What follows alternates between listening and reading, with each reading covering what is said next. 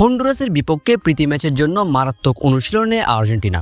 দর্শক, আন্তর্জাতিক প্রস্তুতি ম্যাচকে সামনে রেখে অনুশীলনে ক্যাম্পে যোগ দিয়েছে আর্জেন্টাইন ফুটবলাররা।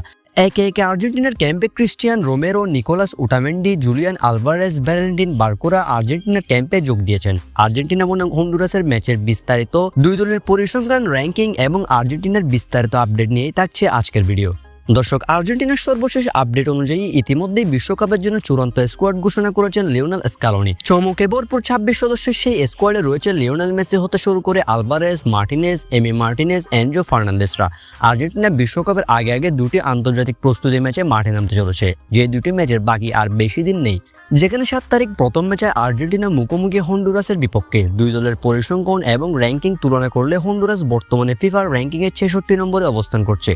অন্যদিকে বর্তমান বিশ্ব চ্যাম্পিয়ন আর্জেন্টিনা আছে 3 নম্বরে। র্যাঙ্কিং অনুযায়ী আর্জেন্টিনা ঢের এগিয়ে হন্ডুরাসের চেয়ে।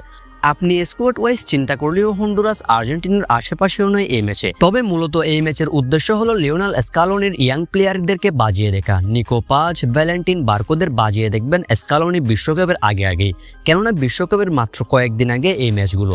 লিওনেল স্কালোনি পরিষ্কারভাবে ধারণা পেয়ে যাবেন কোন প্লেয়ার কিরকম ফর্মে আছেন বর্তমানে।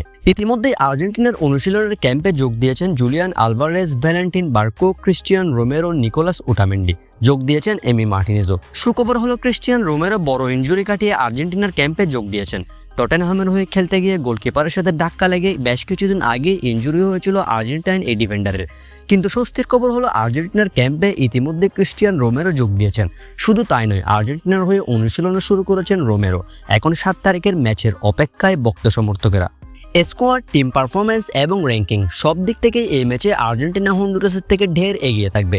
দর্শক, শেষ পর্যন্ত আপনার মতে আর্জেন্টিনা কি জয় পাবে হন্ডুরাসের বিপক্ষে? ফলাফল কি হবে বলে মনে হয়? কমেন্ট বক্সে ম্যাচের ফলাফলটি অনুমান করে জানিয়ে দিতে পারেন।